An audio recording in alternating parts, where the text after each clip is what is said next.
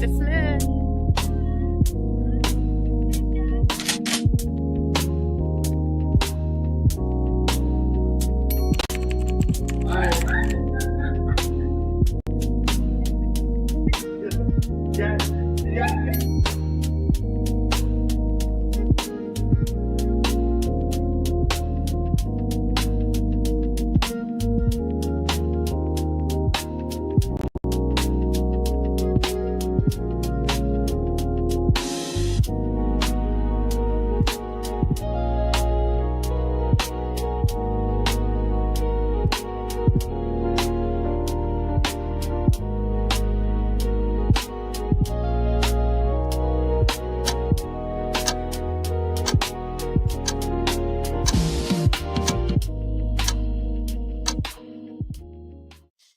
Yeah, what's up? What's good? What's happening? Welcome to the King and Me Show. I'm one half of this thing, King. Hey y'all, it's me, Michelle. How y'all doing? We here at the King and Me Show attempt to offer a real outlook on a healthy relationship, real being relatable, Entertaining accountable. and loving. We are streaming across multiple platforms while I try to dig through some things here. Looks like the tech is a whole lot better this time around. There's some reason the audio keeps peaking. Um, Hopefully, if y'all can hear us, give us an audio check. Make sure that our sound is good. All right. And then also just to serve as a reminder, this is our last show until the end of our summer break. So we will not have a show for the month of July. We will come back fresh and ready for you all on August the 24th. So because you won't see us next month, let's take a look at our July. So July, we have some pictures from us in Japan. Yeah, we were in Japan in July of last year. I miss Yes, Japan. me too. Miss Japan. I miss my sister Julie. I miss Moses. I miss JoJo. I miss Jasmine, and I miss their newest baby. So I miss everyone. Definitely miss the culture. But hey, we are here. So wait, did you say you missed Japan? You I missed did. something? I did. Oh my gosh, y'all, he doesn't miss anything or anyone. So that's big. But let's get into tonight's show. So tonight's show, we're gonna be talking about dun, dun, dun, I don't want to be a parent. And obviously, considering the fact that one of us is a parent, this topic wasn't necessarily, about him per se, but definitely coming from the standpoint of what happens when couples get together and they don't have those difficult conversations and make sure that they align about the dreams and the future that they would like to have. So, King, you Mm-hmm. are a parent. I am. I'm going to ask you something that isn't a secret to anyone, but before I do want to shout out the multiple platforms that we are streaming across. So shout out to W.T.F Radio Nation. We are their first stream that comes on Mondays, but they do have streams every single day of the week. They have the Sunday Mindset Reset. Then they have us on Mondays, followed by the Monday night edition. Tuesdays is Pop Culture Warrior. Wednesday is oh goodness, why am I blinking? The Sports Bar, which also will be on vacation for the month of July. Thursday, they have Sergeant's Time. Every other Friday is FTX. There is a new show that's going to be debuting this Thursday on W.T.F Nation Radio. Just got announced in the chat. Okay, there'll be a new show that airs this Thursday on WTF Nation Radio. Y'all can tune in to find out more information about that. And then on Saturdays, we have Nemo who comes in, and I don't know why I can never remember the name of his show. Weekend co-ops. Weekend co-ops, yes. And then we are also streaming on Perry Productions. Shout out to his homie, his friend.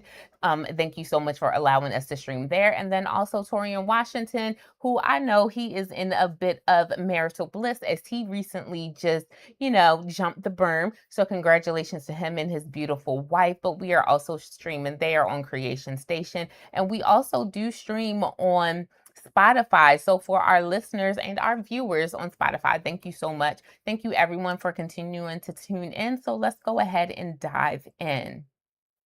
And thank y'all to those of y'all in the comment section as well. Let's make sure that we acknowledge them. We got Tarika's in the building. Shout Awesome. out to Paul, who said he's out there Paul. walking Doctor Strange. So appreciate Paul for tuning in while he is walking his beagle. Shout out to Matthew, who's in the building. We got Nathaniel said, nephew, you look like you lost some weight. Well, Uncle, I've been out here doing some things. I'm down 50 or so odd pounds Mhm. from 288 pounds, which is done a lot for my health and my wealth. So I'm thankful for that. And then we got some people on WTF Nation Radio. Let's see. Matthew says you got the unpopular opinion guide. It's going to be out on 6 p.m. on Thursdays. Awesome. Thank you for the name, Matthew. Go over there and give Matthew And that's on WTF Nation Radio. So 6 p.m. on Thursdays, unpopular opinion, guys. And we got Franklin in the building that's saying, what's up? All right. So let's see. Start us off. All right, so we did see a comment from Paul that said when you are having these conversations, or when you should be having these conversations, the appropriate time to have it is a first date. And if you don't know, we've spoken about Paul before. When Paul was looking to get married, he came out with the highest level of intentionality. He had a list, y'all. He had a resume document of what he was looking for in his potential wife. And when he had all that information, he would go out and he would introduce himself. He would meet people and he would say, hey, my name is Paul. This is what I'm looking for. Are you her? Or do you know her? And can you introduce me to her? And I believe 100% that from his standpoint, because he was so intentional with everything that he did, that is definitely something that is the first date conversation. And also, if you were not as intentional as he is, I do still believe that that's still a conversation that should be had on the first date, because I'm all for let's stop wasting each other's time. If you know on your first date that you don't want to be a parent, you should lead with that. Okay, now a lot of our demographic that watches us is older. And it is my opinion that if you're over the age of 18, from 18 to 30, do you really know what parenthood is like, though?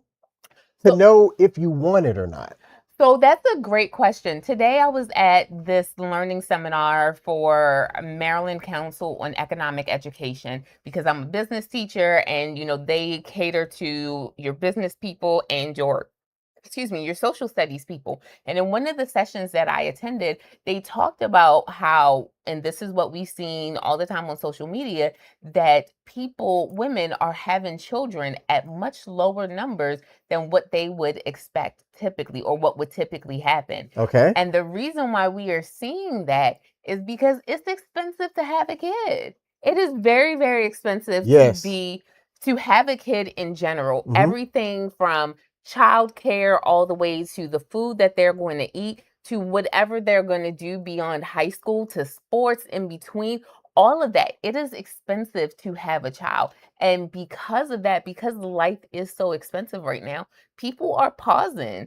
Birth rates have declined. Yep. I think people are understanding really what their pocketbooks are going to be like. The part that's frustrating to me is the men and women, like guys that are out there skeeting in anybody and everybody, because there are women that will open their legs up to them while they're ovulating Mm-hmm. and out here creating kids and having broken families that they can't afford.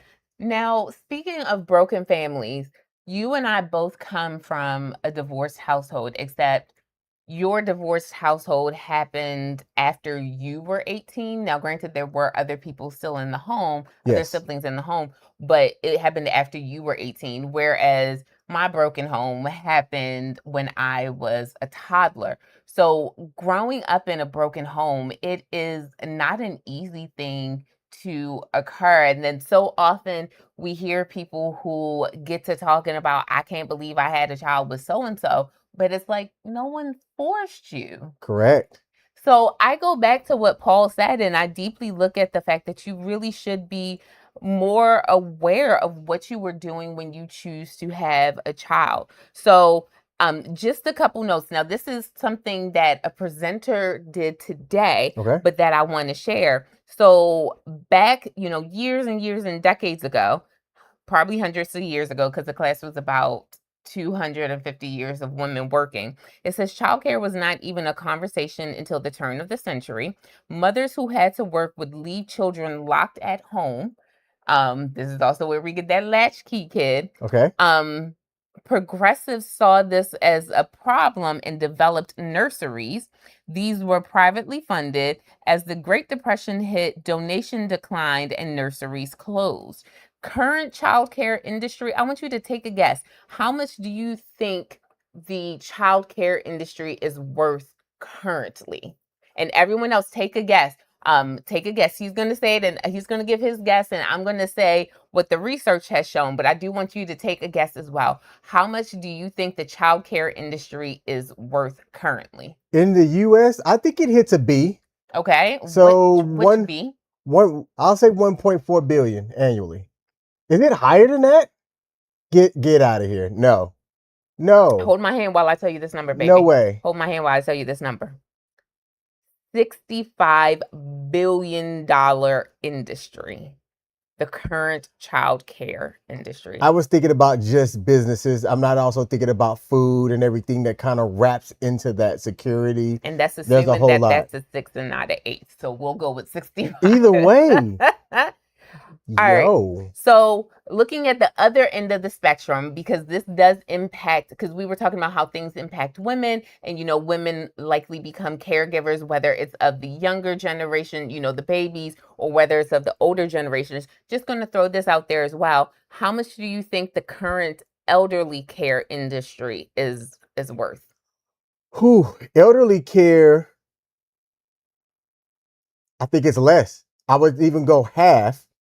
So let's go around 20. If it's 60 something for the children, let's go half for the elderly. And a little bit under that. Oh, baby. 20 billion.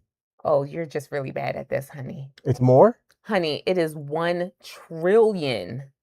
Why does it take more to take care of people that are on their way out the door? So this encompasses home health care, assisted living, and smart home technologies. It is projected to experience strong growth as demand for personalized care and independent living solutions increase. Even Matthew on W.T.F Nation Radio was like, yo. Right. Like, when I saw those numbers, I was like, and you wonder why I'm not. So we do have a comment from Paul. He said, is it expensive, or are people choosing expensive lifestyle? Does it really cost more, or do you want more options for your kids? Dance, travel, sports, private school, are those necessary? I feel like those are valid questions. Okay, thank you. Okay. Thank you. I think those are very valid questions. So some things are just going to be more. So let's say you have a family who chooses to breastfeed. Okay, so then the cost of food for the child, for the baby, is going to go down while you're in that breastfeeding season. 100% true. But what if for some reason the mother can't breastfeed? What if there's something wrong? What if the baby's not attaching or it's painful, extremely painful? Then there's the cost of food for that child. And that's not necessarily an option per se, but it is something that they have to do. Okay. And then let's say you said dance, travel, sports, things like that. So I will give you that, Paul, except the only thing I will say is this generation needs those activities, or else they're going to be glued to devices. So if you have to make a choice, which one is more expensive? It's going to cost you one way or the other, and not just financially. If you have your child who is addicted to their phone, then you're going to run into an issue there versus you getting them active in sports or activities like that, which can also be costly. I want to explore this. Paul, thank you. I'm going to do a deep dive into this because on the surface level, I don't think it matters whether you're trying to give your kid or kids the best life possible versus just the bare minimums. It is going to derail your budget choosing to have a family, point blank, period. And if you're talking about a one income household versus a two income household, depending on what your skills are and what your income is that you're bringing in, you are still going to have to budget time and money for your new, family dynamic lifestyle. So I don't think it matters whether it's public, private school, like if you're doing all of the things or whatnot, it's still going to jack up your budget, period. And you have to think about, and I don't know how to properly phrase this, what you're losing because you may choose not to take certain job opportunities Mm-hmm. and certain advancements because you need to be home for your significant for your family in total. Your spouse might ask you, "Hey, I don't want you to take this position because we now have to coordinate between our 3 or 4 kids, who gets to school, who gets to practice, all of the things." So the opportunity cost. Thank Yeah. you. Your opportunity cost as well factors into that total cost factor for how expensive it is just to have a family. So one thing that I want you to think about, your daughter did not go to a private school. She was very much at a public high school. She wasn't in sports and dance. However, she was in show choir, and show choir was a little less expensive than some other things, but still had a little bit of an associated cost. Mm-hmm. Excuse me, but one of its associated costs was time. Yes. You are a remote employee, Mm-hmm. which gave you the opportunity to get off at exactly 5 o'clock and have no commute and be able to pick your child up or take her somewhere. Speaking of opportunity costs, if you had had any other type of job that wasn't remote, it would have been an opportunity cost for you because you wouldn't have been able to have been as present for her events or to help with transportation and stuff like that because there is that cost. And that's the thing that I think some parents don't think about.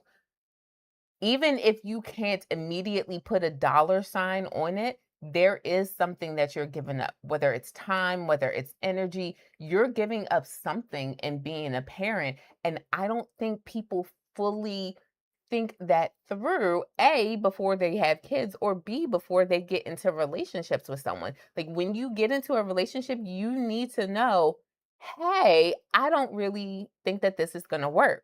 I do want to pause before I recognize Matthew's comment and shout out the celebrity who just popped Who in. popped in? So we got Taj in the building. Let's Hey, go. sis. What up, Taj? All right, so Matthew says, I think that parents need to make more of an effort as possible to keep their relationship. Full stop. Yes, 100% agree. And I think there should be some organization that helps single mothers and fathers with childcare. Again, Okay. 100% agree. All right. Let's get real. Go. You and I have had a completely different upbringing. You talk very publicly about your upbringing. You've shared it on your website, godhappenedtome.com, and we've talked about it here. So let me ask you this.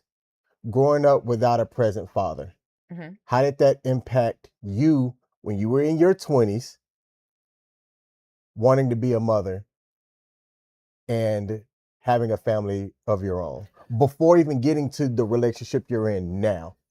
And, So, I'm sorry. and the impacts around that. So to be perfectly honest, when I was in my 20s, I thought I wanted to be a parent. And I wanted to have my child or have all of my children before I turned 32 because that was the age that my mother had me. And I was like, I didn't want any kids after that. I wanted Why? to because I felt like respectfully, I felt like she was old. Like there's a big age gap between me and my mother. Like 32 just felt like a big age gap. And Okay. I don't know, like I look at people who have a parent that's like 20 years older than them or something, and a grandparent that's like 40 something years older than them. And I just feel like 32 was a big gap. Okay. So I didn't want to have any kids after that. And I knew that I would have been totally okay if I didn't have the man stick around, the father stick around because I was going to be able to raise my child and it was going to be all gravy. And Yeah, that was primarily because you saw your mother do it? because I saw my mother do it. Good or And bad, you just good or bad, I saw her do it.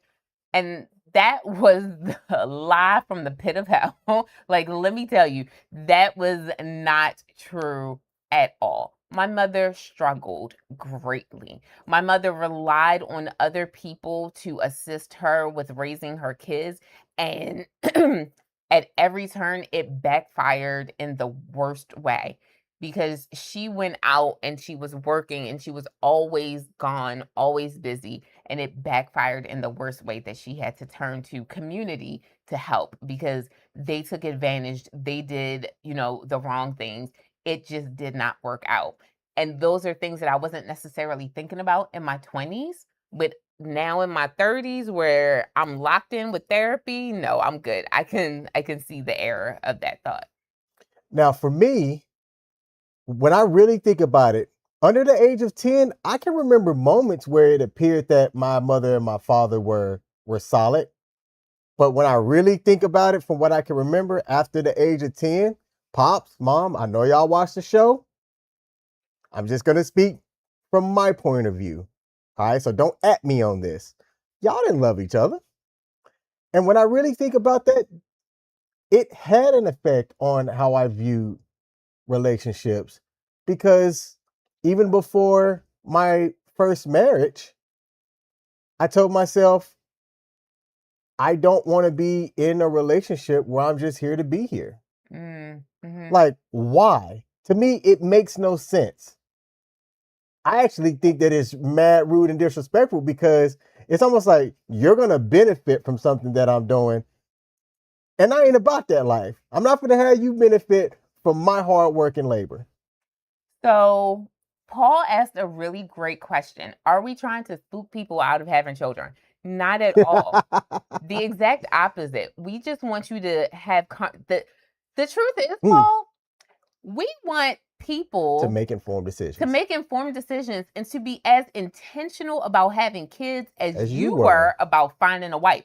That's what we really want, to be Matthew, perfectly honest. And Matthew in the comments on WTF Nation Radio echoed that same thing, said no one is spooking people out of kids. It's awareness of the repercussions and the stresses single parents face daily. And that, Matthew, thank you.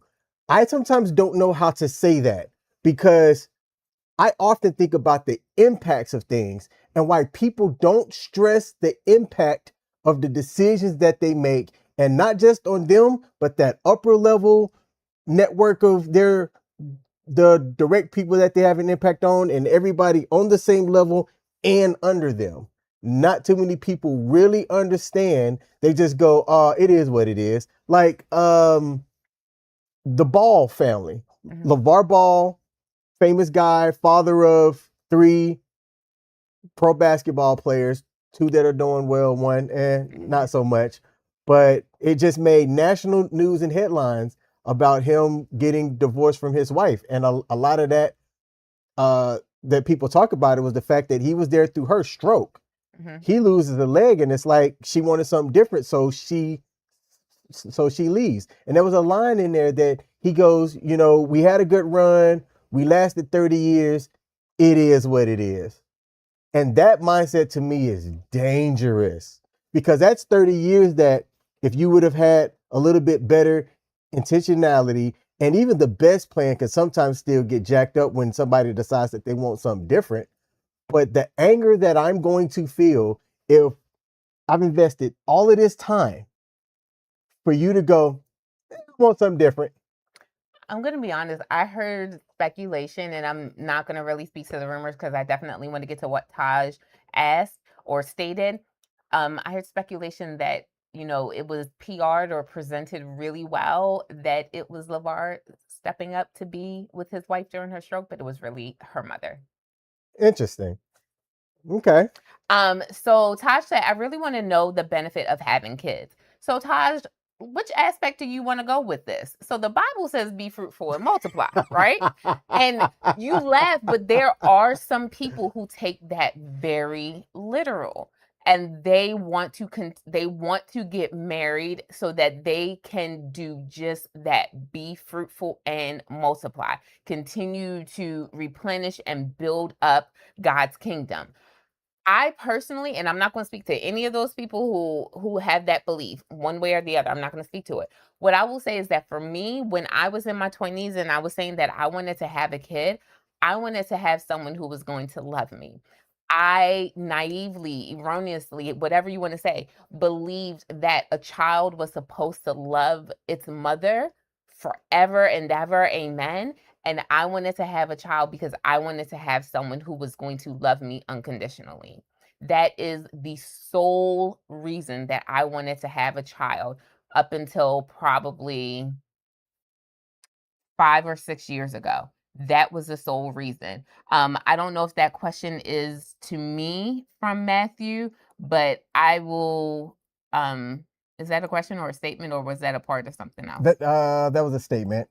That was a statement. Matthew came out and said, I got you guys. People need to think outside the box instead of their own bubble. And then what's funny is I'm not even a single parent. I'm just understanding, especially without growing up without a dad, Okay, especially growing without up it. Okay. without a dad. So yeah, Taj, I don't know if that answers your question or, speaks to your statement or not, but I will say that for me, I thought the benefit of having a child was that I was going to have someone to love me unconditionally, because we can't guarantee that a man is going to stay forever, that feelings won't change because we see divorce rates. But I will say that I naively, erroneously believed that a child was going to love me forever, unconditionally, and that child was going to be the one taking care of me in my old age. So that's why I wanted to have a child. And that's so selfish. It's also so delusional, but my truth, that is why I wanted to have a kid. And I just gave your page a follow there, Matthew. And I might have said this wrong. My bad. I thought that was a new WTF Nation radio show. I'm still going to shout him out because he's a veteran Okay. with Hey. his page. So go over there and give the unpopular opinion guy a follow. And I will be checking you out as I have a road trip here coming up. So I'll be listening to your podcast here as I'm on the road. All right, can we show some, like, I know Paul said something and Taj said something, and I wasn't able to pull them up. I can't show individual ones because of how it's set up. Um, Okay, so Paul said something, but Taj said, well, I guess for me, I already have unconditional love within myself, so that wouldn't be a benefit for me. Oh, trust me, I don't think that anymore. You're right. I did have to go through self-love. She says she hasn't really heard of any benefits besides, quote, they bring joy and love, unquote, which are things I already have. And you know what, Taj? I love the fact that you know this about you, because I think there are so many people who, you okay? I'm good, babe. Keep going. There are so many people who don't know this, who don't know how to find love within themselves internally. Again, like I was 10, 15 years ago, and they go searching for love in all the wrong places, and it ends up bringing them more pain and more devastation than if they had just stayed single. Single and without kids. I'm also going to get real personal about my life. And again, mom and dad, look, I love y'all, but this is real and this is life.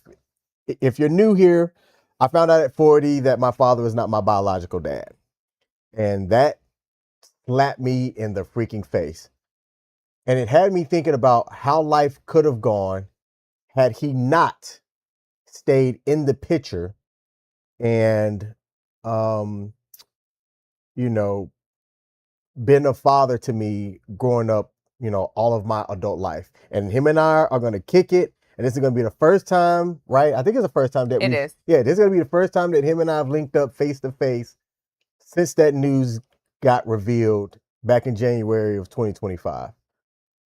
My life could have been a hell of a lot different had he not made that decision to do that. So very publicly, I want to tell him thank you. That does leave a whole lot of questions that I'm likely never going to get answered. And part of that does sting. Let me just say that very, very publicly in this camera. That stings. especially as somebody who has cardiac disease and really can't. I have zero questions about or zero answers about my paternal biological side of the family. None. That does impact my thoughts as a parent and as a father, even having that news occur 2 years ago. Um, the comment that we got from Paul was, he was saying to earlier, I know that, of course, I'm a firm believer that children should be wanted, and he put that in all caps, and planned also in all caps. I just don't think that it should cost 300 to 400K per child or rich to have them. And then part of it got cut off. Okay. 10% of parents. I can't see 10% of P. I can't see what the rest of it says. But you're right, Paul. Um, it shouldn't be that much, but that is honestly that's the projected cost of having a child. Like they say, and I know that Next Gen Personal Finance, this is one of their Finlit questions that they often have. How much does it cost to raise a child from infancy to 18 years old? And it is several $100,000 that it costs.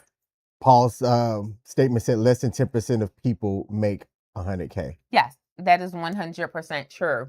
I do also see that Taj said that she definitely resonated with how I felt about having a child when I was in my 20s, when she was in her 20s. Yeah, I felt that way back then. I do not feel that way now. Number one, I grew older and realized just how selfish that was and how impossible that was to predict. Like, I can't tell what the future is going to be. I can't tell that, I'm going to have an excellent relationship with my child and that my child would be willing to give up their life. I look at some of the closest people around me who are only children or the oldest child, and I look at the weight of responsibility that's put on them. I have a coworker who they are their parents' only child, and their father is no longer alive, and the mother is getting up there in age, and now the mother is going to be moving in with this colleague because actually like a couple of days because the parent can't live on their own anymore. And then I think of a friend of mine who was their parents' only child, and that parent was dealing with mental health issues, and it came down, and that friend bore the brunt and the full weight that they're still processing right now of having to take care of that child. And then we got Taj popping in talking about she's the only child. Like, it's a lot of responsibility. And then I say this with all due respect. You are not your parents' only child, but you are the only one who takes care of them to an extent. You are not the only one, but you bear the weight. So I it's not like, to an extent, when you are the only child or when you're the one who bears the brunt, you take on a lot of responsibility, and there is a level of your life that you have to sacrifice. And I think for me that it is selfish for me to say that I wanted my child that I was going to have to give up their life to take care of me in my old age. I Mm-hmm. think that's selfish of me to say. Yeah, it is. Thank you. But that's because it is. Yeah, like it truly is. But respectfully, and I know my mom does not watch this, I think low key she had that expectation with having 5 kids that one of us was going to be willing to give up their life to take care of her. Who is it looking like that's going to I hope it's not me. be? No, I say that in jest. I love my mom, but that's why you got grandkids, sis. Let that fall on one of them. How did that impact you now? Did that cause a rift in us? What? Your outlook on not wanting to be a parent? No, because it works perfectly because you don't want to have any more kids. I will Was say, that a factor in like, I can see if this thing goes somewhere because I know he can't have any more kids. I will say that's sweet in the pot. Because I remember you asking about it, and like now that I know you a little bit more better, It's fine. you followed up with like, well, like, are you sure you can't? And I was curious if that was more coming from because you would have liked to, or and now that I kind of understand your anxiousness, like, well, what are the chances like of it actually happening for real, for real? No, to be perfectly honest, part of that was curiosity, and I can say this because you shared it on one of your streams. You had a vasectomy. You were also the first person I've ever met who's had a vasectomy. And I remember hearing that sometimes vasectomies don't hold or they can be reversed. Okay. So I just wanted to make sure that you cannot have kids because I do not want kids.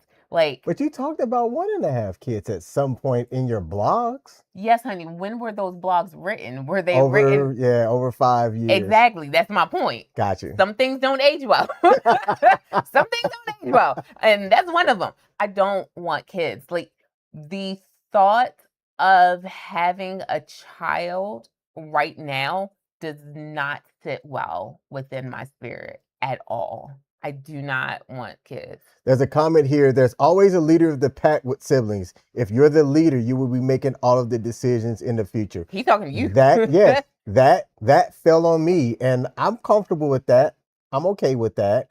Being that I believe it's kind of natural for that to happen in that way. When my dad, I'm trying to say this without putting too much of their business out there. There was a point in which my dad and his siblings all had to make a decision, and my dad was the only male Mm-hmm. between him and his siblings, but was the youngest, Mm-hmm. right? There were some things that had to happen, and the way that they worked it out is they basically used kind of like a council, if you will, to make that choice. So it didn't just fall on one individual sibling. But in some, I think in most setups, when you look at how families are structured, you have that one that is like the natural leader. Now, I'm the oldest. Yeah. I just so happen to be the oldest. I'm also the one, The most responsible one. You're the only one the most responsible. with a Yes. child. Like, you're the most responsible one. Holly is in the building. I love Holly. I don't even know Holly, and I love Holly. Holly shared the weight. So Mm. she said taking my dad off life support just about killed me. And again, that goes back to being that child who has to bear the responsibility of a parent. It is painful. And for someone like me who's coming from a single family home, again, I'm the youngest in comparison to King. I am the youngest person, but I am the only one without kids. So, being that I'm the only one without kids, I feel like there's this unspoken thing in the room that, Michelle, you're going to be the one to take care of Janet. Janet's my mom. You're going to be the one to take care of Janet, when the time comes. And I'm like, I feel like if you're selecting me simply because I'm the only one without kids, then that's a punishment. And I would argue it doesn't make you the best equipped to do it. Right, because obviously I don't know how to take care of I'm just kidding. I say that as a joke with some truth truth, to it. Tosh said, I used to want 4 kids. Now the thought gives me a panic attack. Look, sis, we there together. We are there together. Paul said, I'm the youngest of 5. Next is 6 years older, and I took care of both of my parents in their old age. I don't know your siblings, Paul, yet I would argue, like, when just from what we know about you, you are extremely mature, extremely level-headed, rational, logic, and Can you like imagine Paul at 18? I don't think Paul was an I think irresponsible Paul, person. right? Like, I think the Paul I could that be we wrong. know now is the Paul that he has always been since he came out the womb. Like, I think he came out the womb with making rational decisions. Right. With all due respect, With Paul. all due I respect. think you came out the womb just like, no, I don't think I want to cry right now. I think I'm okay. Like, I think I'm okay. Now, you said earlier that that didn't necessarily cause a tiff into us because of you not wanting to be a parent. Right. Do you think though that on some levels that did have an impact as our relationship matured in a positive or negative way, or did it not have any impact at all? I will say yes. So, just being really, really transparent. So, a friend of mine had to ask me a question the other day with regards to your daughter. The question was, did I want to be a stepmother, a mother-like figure, someone that your daughter could look up to as a mother-like figure? Or did I want to be, as another friend referred to it, as the funty, the fun auntie? And I had to really sit and think about that, because once I made up my mind that I didn't want to have kids, I envisioned a child-free life, and I'll just say that. Okay, I that's fair. love babies. Oh, give me a baby that's not crying, and doesn't have to poo, and I will hold on to that baby. I will, the Lord has blessed me in this area right here for the specific reason of cradling a baby So and not just for me. Sorry. Continue. My bad. and holding on to that baby and then giving that baby right back to their parents. It was never like, I don't want that motherhood component. I do feel like the world is disappointed in me, or like society is disappointed in me, because I don't want a kid, and it's like, but you're a woman and you have these. You should be a mother. You're a teacher. You would be an excellent mother.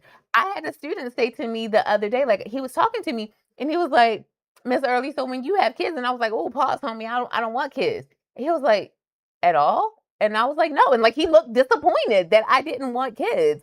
There are so many people who are like, you're great. You'd be an excellent mother. Do you know how expensive it is to have a kid? And from the conversations that I've had with other mothers recently, the responsibility, and y'all can back this up, the responsibility doesn't end at 18. No, It goes not at on all. far beyond that. And I'm like, that's that's a that's a life commitment. It is. That is a life commitment. And there are so many things that if I get it wrong, someone else is going to suffer negatively if I get something wrong. If I'm in the classroom and I'm teaching someone and I say the wrong thing, thank you, Lord, for Google, for ChatGPT, for Gemini, for all those other things that can come back and quickly correct my error if I say something wrong.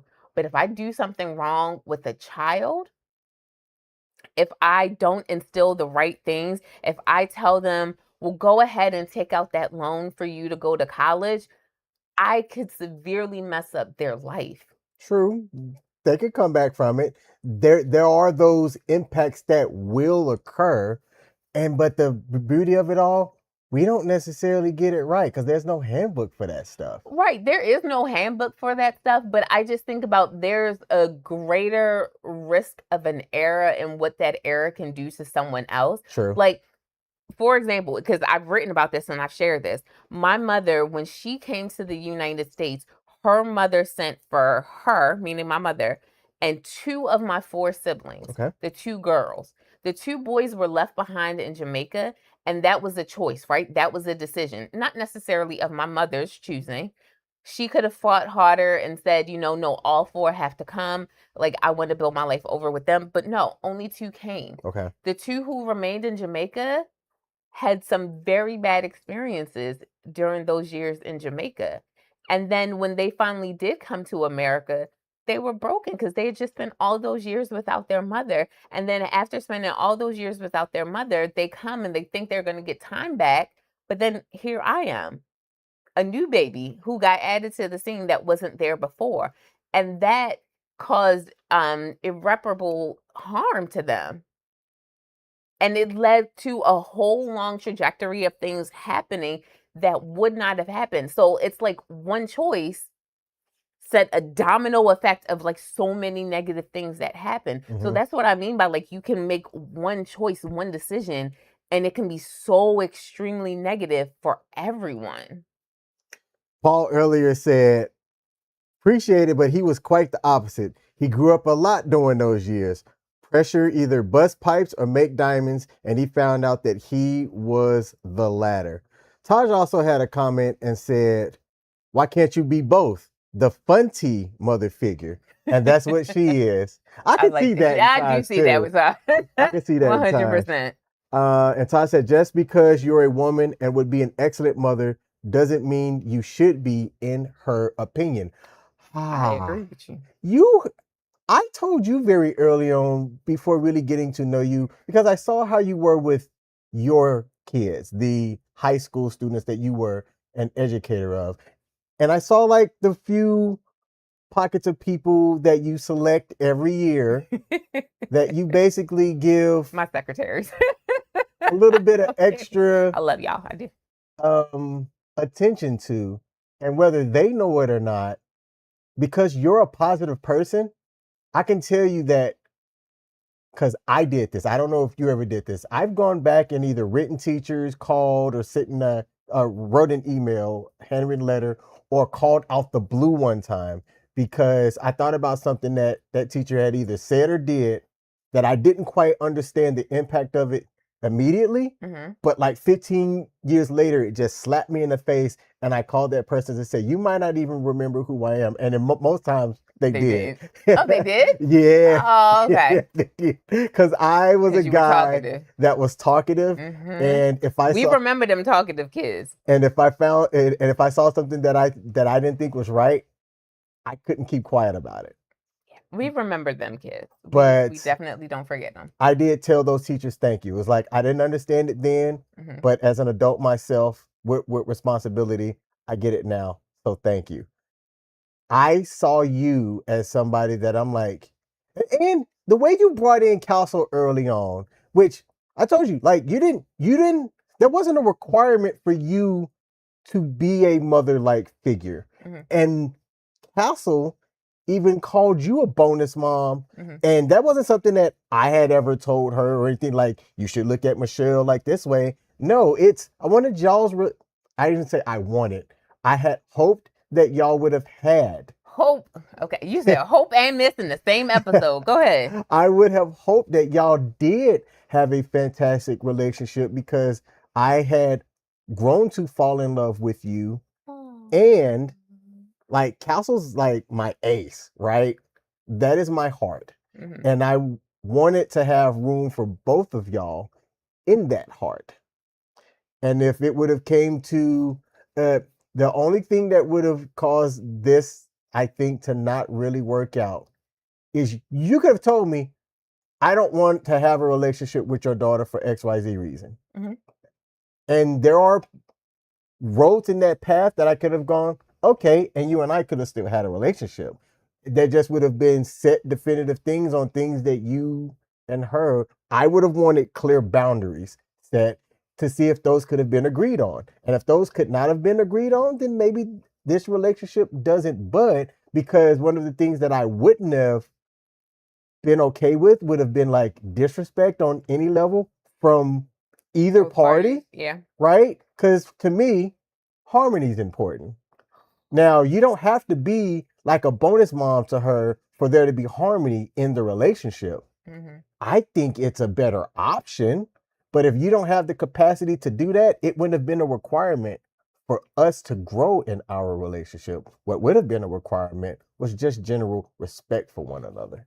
Okay, that's fair. That's fair. Now, we are getting up to the end of our episode. We've had a couple of great comments and things come in here. And while I look for one of the comments here, because of the way that this is formatted. Are you pulling up Holly's? No, but if you want to bring up Holly's, go ahead. All right, Holly said, I think this is Holly. Yep. Okay. I never wanted to have kids. I have 4 autistic children, ages 12 to 21. As hard as it is, I wouldn't change it for the world. My oldest is the most severe. My youngest will be starting a brand new AI school in August. He is a mini Elon. It's never a dull moment. And here's what I'll say, and I say this with all due respect. So thank you so much for sharing that. Thanks, Holly. Holly. That was a fear of mine. That was a fear of mine that I would have a child that would have, and I know this sounds horrible, I would have a child that would have a disability that I was not mentally prepared to take care of.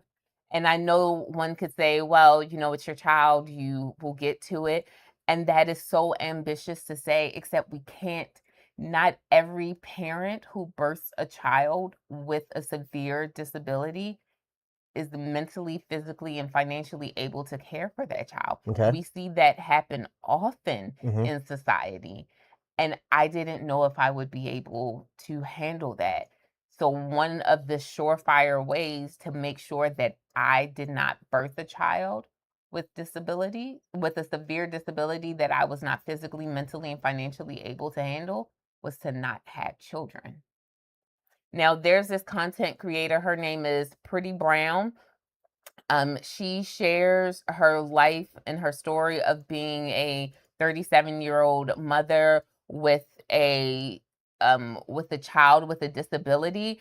And I love watching her content because I love the way that she loves her daughter, and I love the way that, everyone around her loves on her daughter.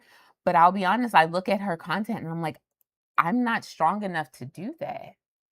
Like, she shares the good and the bad. So she shares the moments where her daughter is smiling and happy and just like living life. The daughter's name is Dallas. She shares those moments, but then she also shares the moments where her daughter has like severe seizures or, can't control her bodily functions. She can't, she what we would say back when I worked with in nonprofit management, she has no control of her ADL, so her activities of daily living. Okay. Like, she can't take care of herself, and the mom is 37. That's not her only child, it's her last child, but she has so much responsibility that falls on her. And I I don't care if it sounds selfish or not. It's true. I know I could not do that. I know that I could not give to others and be able to effectively love a child that way. And I think the most selfless thing that I did was to not put myself in a situation to become a mother if I know that I wouldn't be able to do that. Would I still love that child? Unconditionally. Hmm. But do I honestly think the way that I am just now at 39 and almost 40, figuring out how to live with my own ADHD and how to live with my PTSD and my seasonal depression and my anxiety, I'm just now at 39 learning how to cope with that. I don't think I would have been able, no, I know I wouldn't have been able to take on a child's disabilities. And that was something that scared me enough to say, "No, I can't do it." Okay. Hard topic. Mhm. Interesting topic, and we had a crap ton of engagement. So we do Yes. want to thank y'all, the Thank you. viewers and the listeners out there, for commenting. If there's anything that you'd like to add, put it down in the comment section as well. And we will definitely check that out here and respond to those of y'all that'll put something on the comment on the replay. Now, I want to close with this here, and we've only got a few minutes to do this. Mhm. We are going to have our newsletter. Our newsletter is going to get out. Go to our website, thekingandmeshow.com. If you hadn't already, click submit or sign up for our newsletter. We're doing a giveaway. The only way to know how to be able to win from the giveaway is to be a part of our newsletter. So be on the lookout for that. That's going to be out here. When is it going to get published? Do we know yet? We're gonna pray and say tomorrow. Okay, that's ambitious. I was going to say within the next week.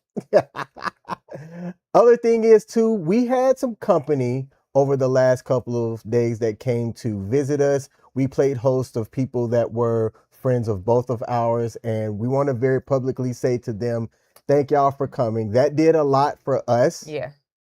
over the last couple of days. And while we did a lot, there Oh, was some fellowshipping and things that had occurred as well. So we wanted to give a very public shout out to the Cunninghams who watch our show as well. They came up to visit us from the dirty, dirty South, and that meant a lot to us both for taking the time to want to come spend time with us. So thank you. just a couple of comments. So Matthew, thank you so much for saying that you'll promote that. We will definitely, I think he followed from his personal page, but we'll make I sure we did. also follow from the King and Me. Shout out to CC Smith, who says hello and good night. Welcome in, and we about to head out. And then Taj, does our newsletter drop here on Facebook? We gonna figure out how to do that and make it do what it do. We gonna work on it. We gonna get that done. If Maybe. not, I will personally I will personally send it to you. I will personally send it to you. We should find a way to incorporate it on the two main platforms, YouTube and Facebook. Yes. Okay. Y'all, don't forget, while we are not going to be live in the month of July, we're coming back sometime in August. Yeah. The 24th. We are still going to have content that is going to be out there. So if you're not following us across our socials, if you look up The King and Me, please go over there and give us a follow and or subscribe and a like. We'll appreciate that as well. For those of y'all on WTF Nation Radio, tune in here in about 5 minutes as Ice leads the Monday edition here on WTF Nation Radio. Let me see if there is a guest. And while we do that, anything you want to close us out with? I love how she's like, I'm just trying to get a part of that giveaway. So yeah, no lives in July. So we're both traveling next week, and we do like to kind of like take a moment to debrief. And we know that July is a travel heavy month, and then I just need to get through, the start back of school in August, and then after that we'll be ready to go. But yes, we will be back. We'll still have content that comes out. There'll definitely be clips from this episode. So y'all go and spark those conversations. And like Matthew said, share it, have fun. Let everyone come in and comment. But we'll be back. We will be back. We will be back. The guest is going to be on WTF Nation Radio is Alex Bonilla, and I hope I pronounced this person's name right. Author of Mental Warrior 22 and a new book. So for those of y'all on WTF Nation Radio, you are in for a treat. Thank y'all for tuning in. I'm King. I'm Michelle. And we're out. See ya. Love you, babe. Love you, babe. Bye, y'all. Bye.